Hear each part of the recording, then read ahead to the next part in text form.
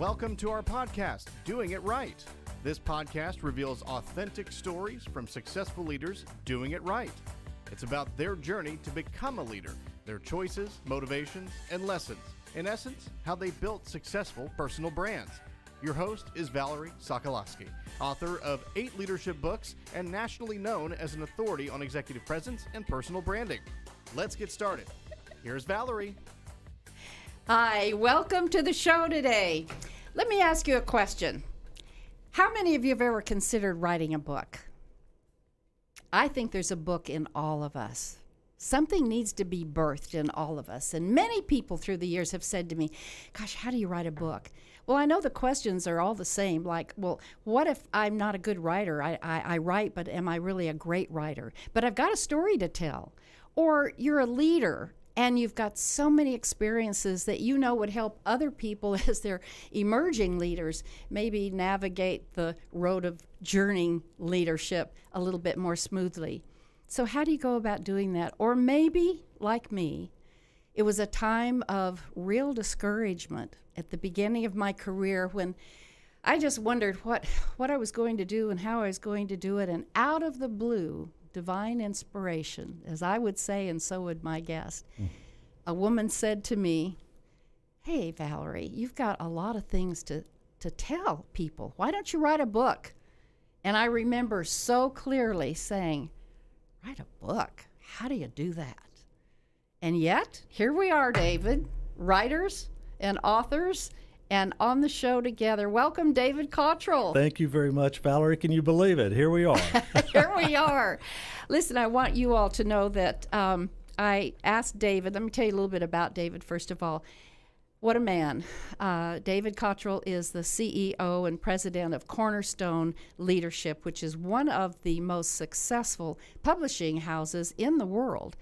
And David flew in last night to be on the show and talk about his newest book, Grace Upon Grace.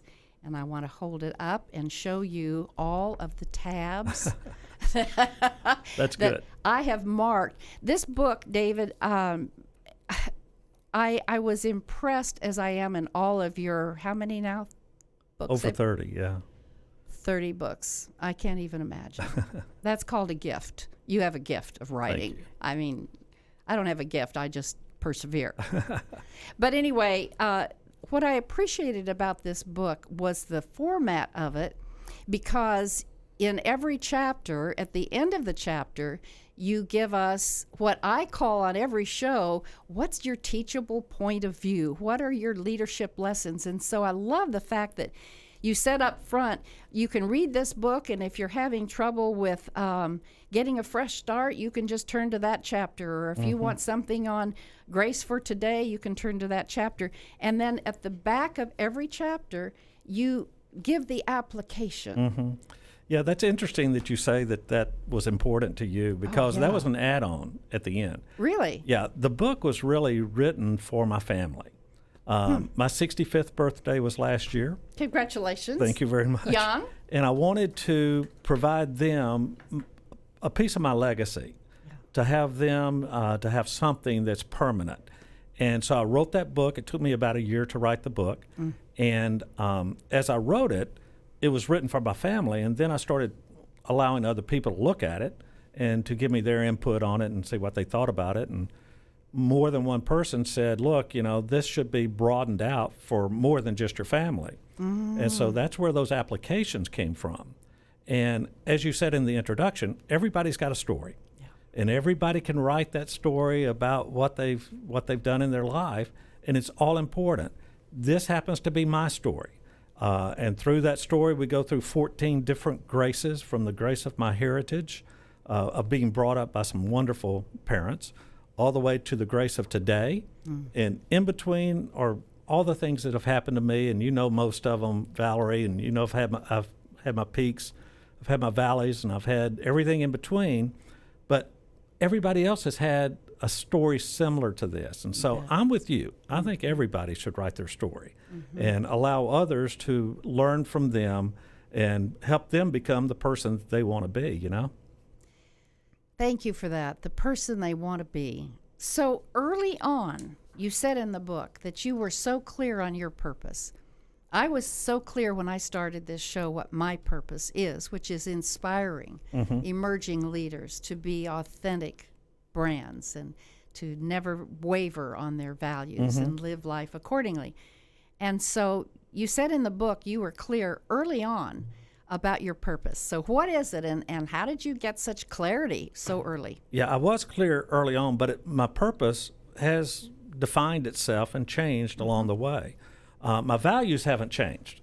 Okay. I mean, there are certain things that are non-negotiable, regardless if I'm a manager for a Fortune 500 company or I'm an entrepreneur. Those values do not change. So my purpose, though, did change. At the beginning, my purpose was to be the very best sales rep that I could, because that was my whole focus at the time. And then I became a parent. So my focus sort of changed to be the best salesperson and the best parent. Or husband, really first, and then the parent. And then it sort of evolves to the next level that you get to. But one thing that I knew all along is that I wanted to be in the inspiration type business. I wanted to help people become better at what they were trying to do. And so it was always part of my agenda to learn as much as I could. I took in everything that I could take in. I read more than most people. I attended more classes than most people. I paid more attention, I think, than most people. And all of that contributed to, what I ultimately became. My ultimate purpose was in creating the business and creating the brand that I sort of have that inspires people and mentors people so that they can become better. And yes, I have seen you live that. I have to tell the audience that my last 2 books were published by this man's company, and so during that time, I've watched you live it.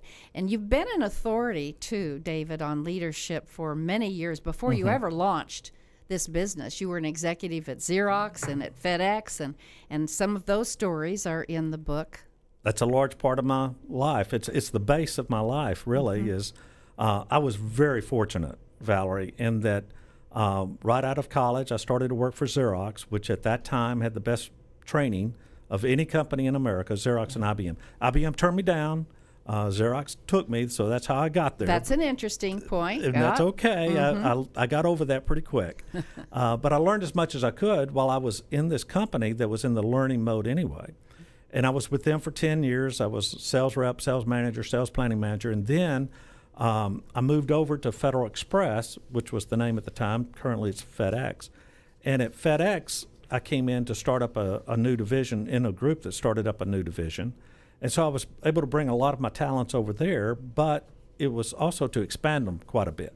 So I did that. So I worked for 2 Malcolm Baldrige Award-winning companies. Not many people have done that. And then I took that experience and I went to a company here in Dallas that was in the cheerleading business, that is in the cheerleading business. They had gone through Chapter 11. And so it was my job to stabilize that. I did that for 3 years, and then I began my own personal development and management development company after that.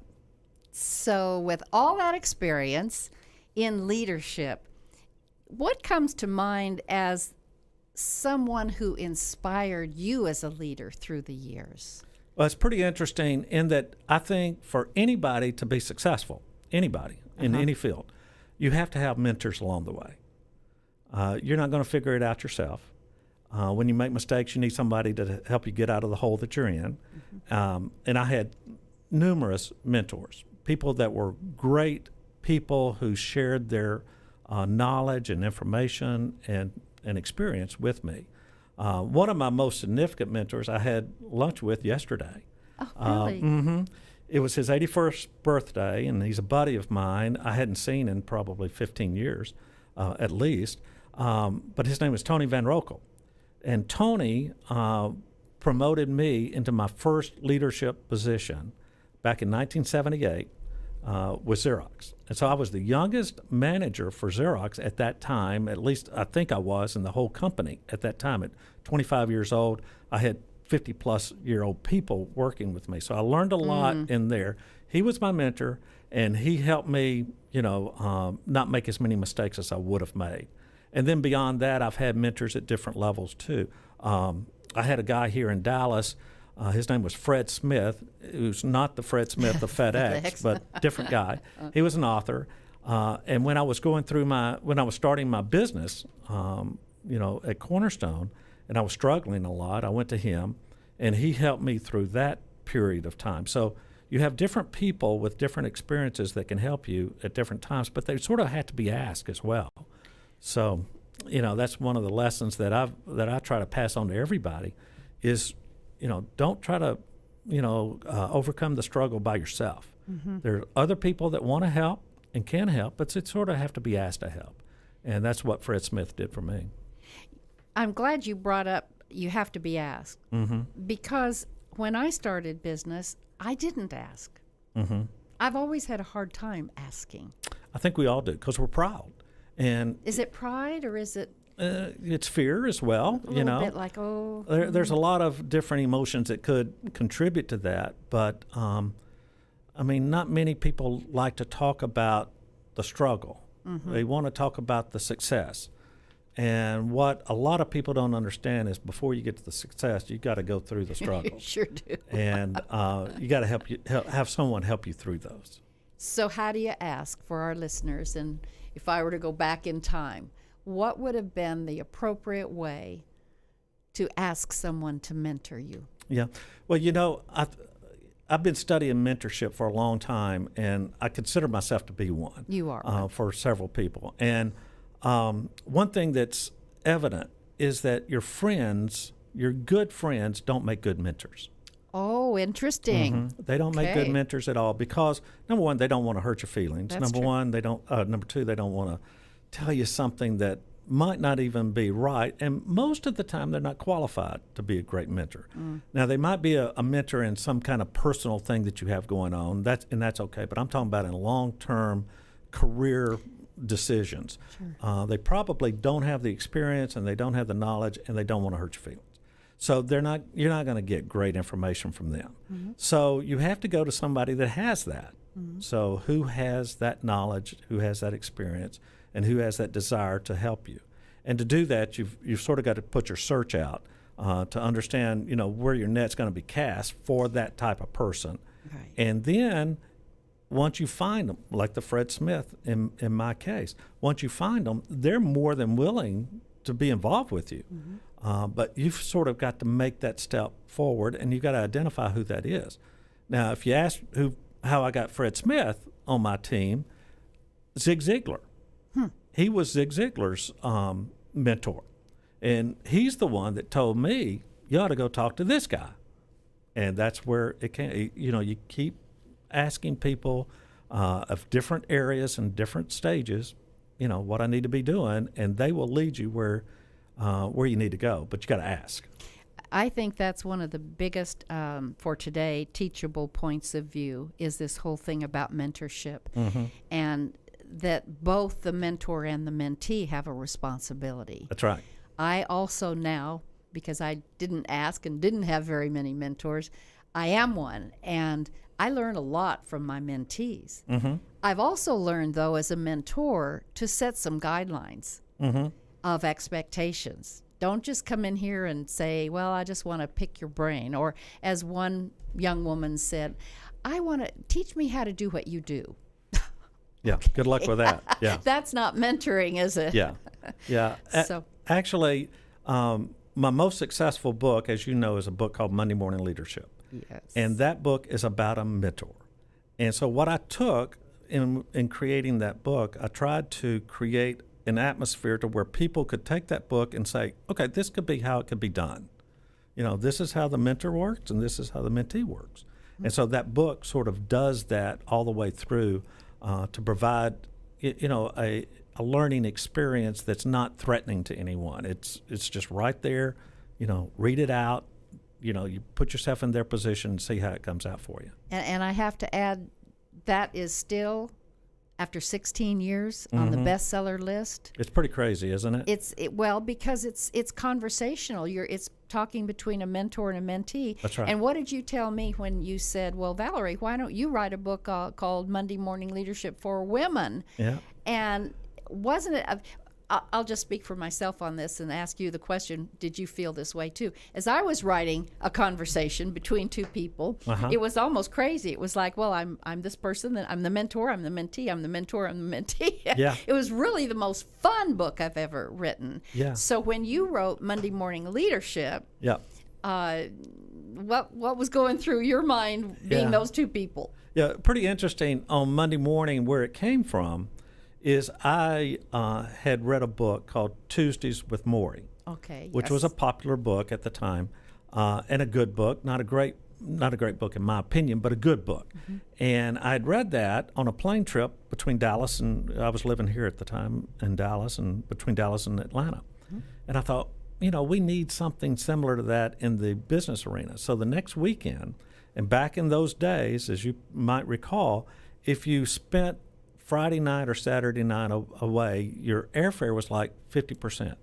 And that was a deal that I made with the company I was consulting with. So I was in Toronto by myself on a weekend, and I started coming out with what I wanted to do with this Tuesdays with Morrie concept, but in business.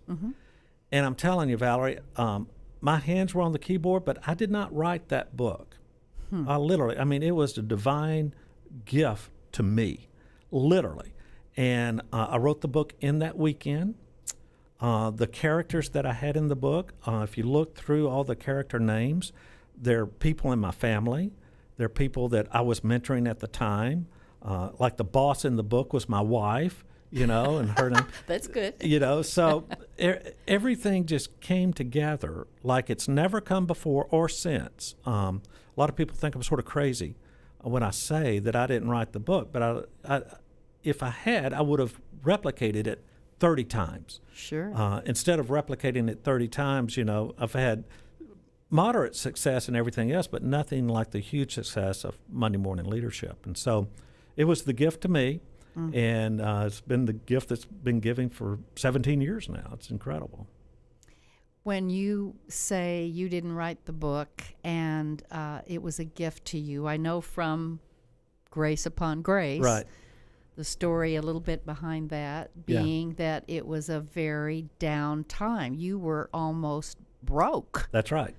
It's, people look at me today and they think everything's been easy, because that's where we sort of are today.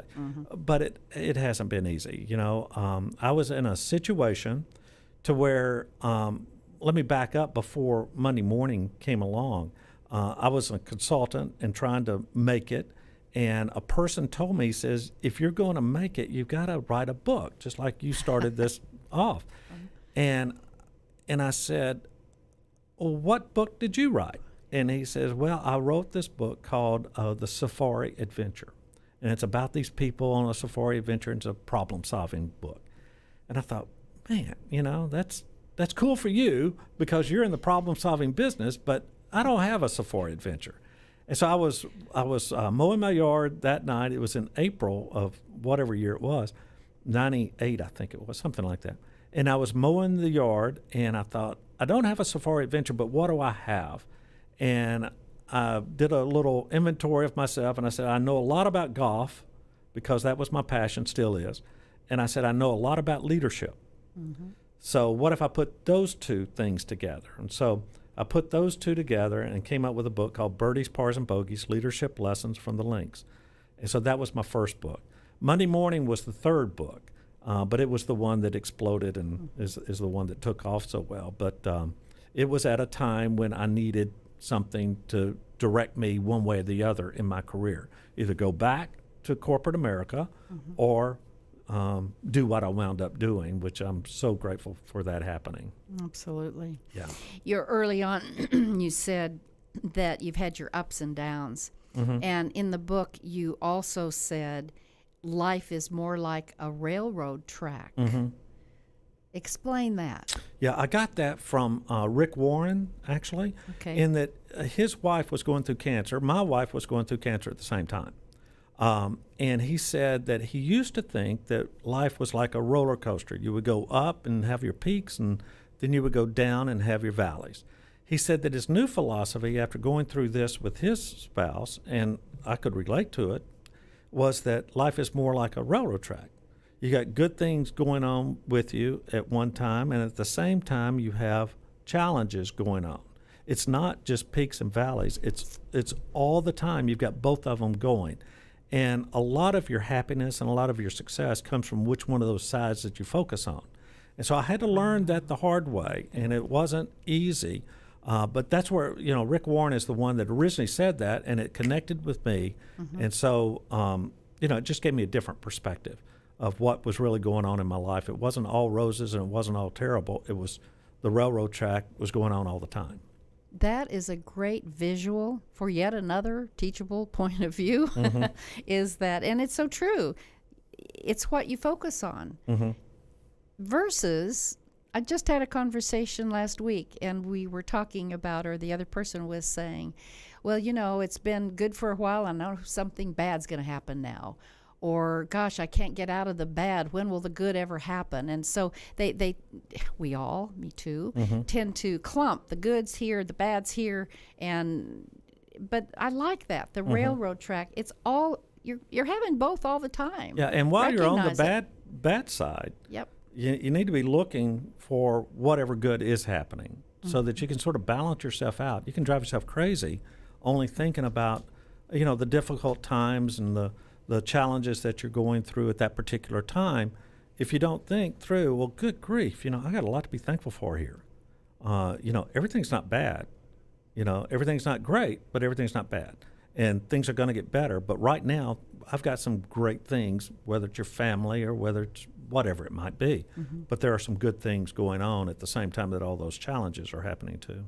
And we can habitually, when we focus on the bad things, just keep having bad things. It happens all the time, and eventually, you got to get out of that rut. You got to pull yourself out, and it's difficult for a lot of people to do that. But that's one of the challenges that you have, and one of the things that you have to do if you're going to ever reach any level of success long term. You got to get out of the ruts. Exactly, that's a good leadership point, David. How has change changed you? Well, I've been through a lot of change, personally as well as professionally. On the personal side, I lost my wife, as you know. You knew her. I lost her about 6 years ago. And, that was a devastating moment in my life. And one of the things that I've learned from that is even after your most devastating moments, there is hope, ahead. And I wound up marrying a gal that I had worked with over 25 years ago, and she had lost her husband, and we connected up, and it's been a wonderful marriage since then. It will never replace what I lost, but it is the new hope that I have and the new love that I have in my life. It's called The Grace of Loving Again in the chapter, and that's what it's been. I had the grace of love at the beginning, and then I had the grace of loving again after we went through that challenging time and losing her to cancer. In business, I've had the same thing. As you said, I was almost broke at one time.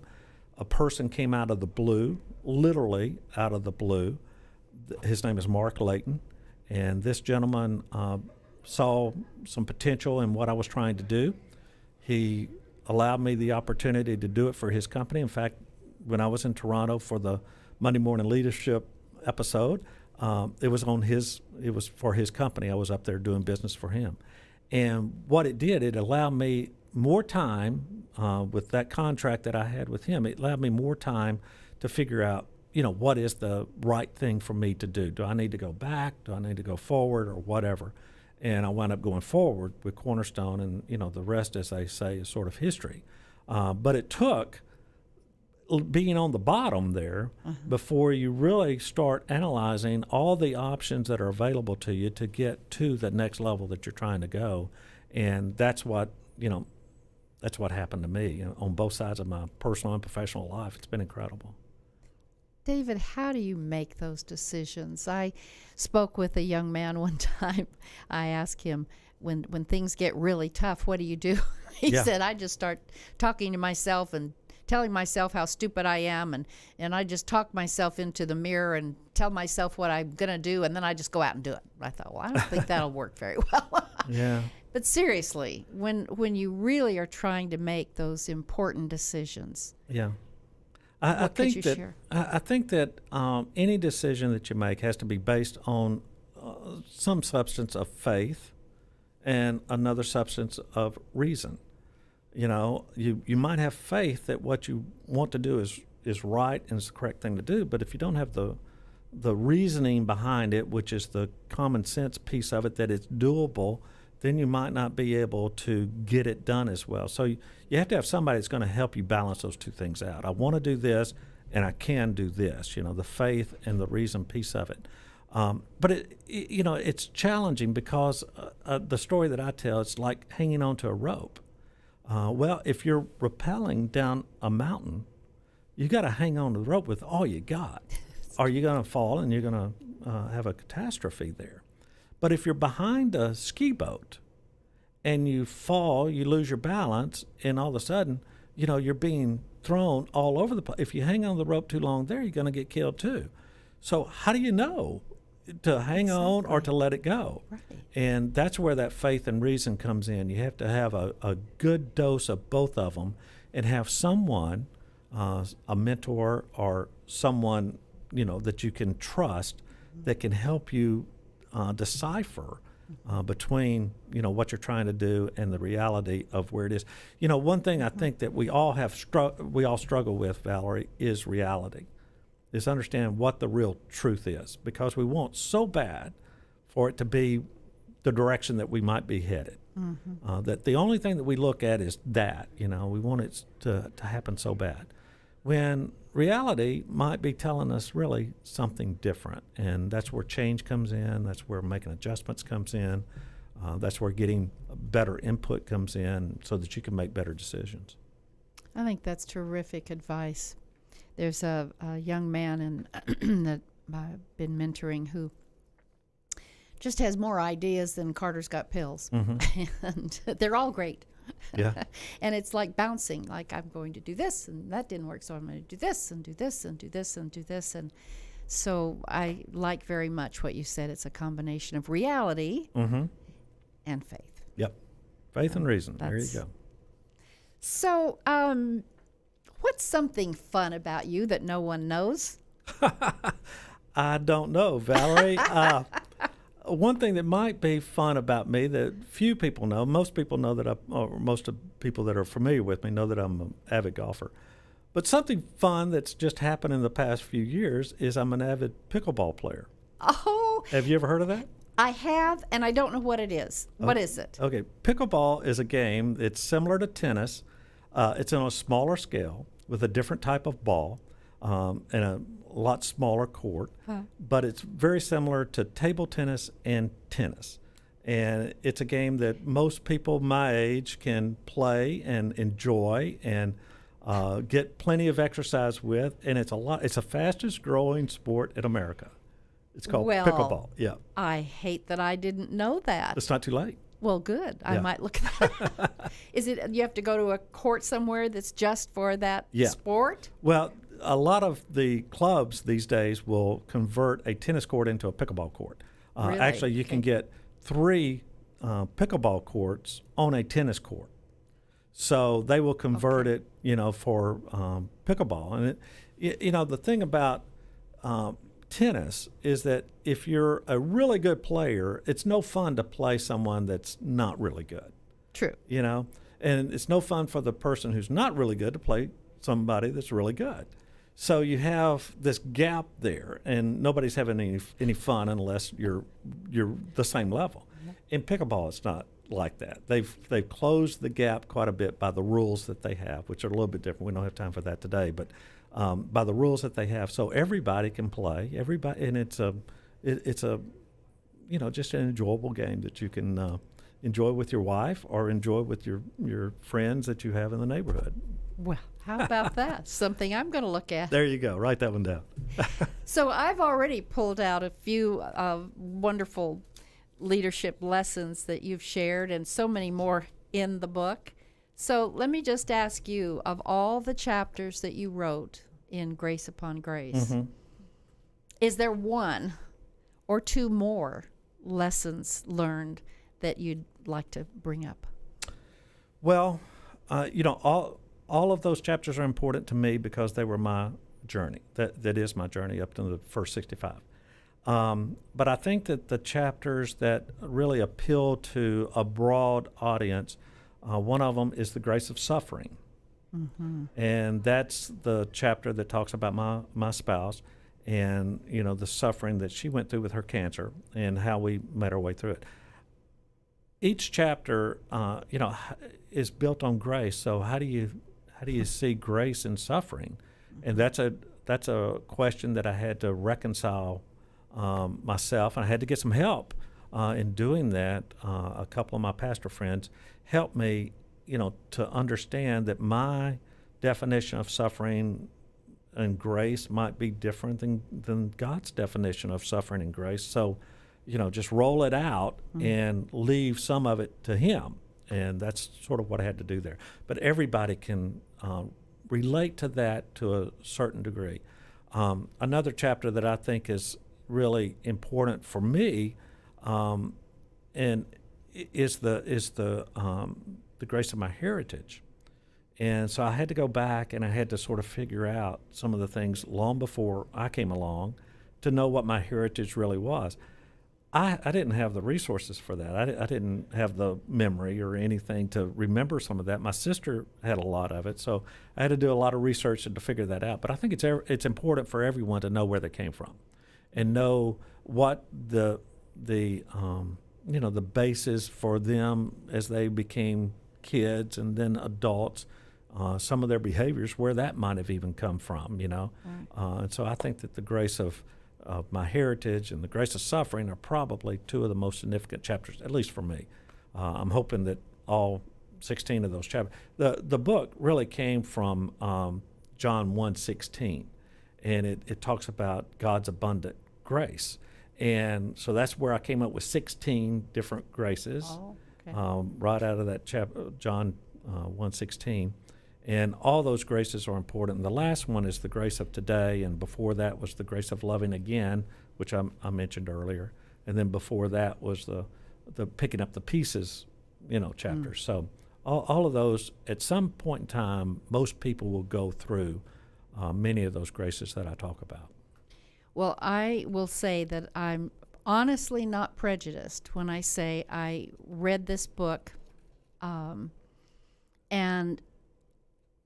it does resonate with anyone because of exactly what you said, David. Everyone has suffering.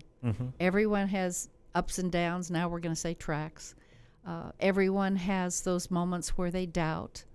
I've never met anyone that didn't admit to me, even at the top of their career, oh gosh, I hope they don't know that I don't really know about this one. Got to find out about that. I hope that, those doubts. We all have those. One time someone said to me, I'll never forget, "Oh, Valerie, you don't need anything. You just act like you have it all together." And I thought, well, who are you watching? It's sure not me. Yeah. And so the book really does address about any aspect of anyone's life. And so I'm going to hold it up one more time and say you can get this book on Amazon, of course. Sure. Right?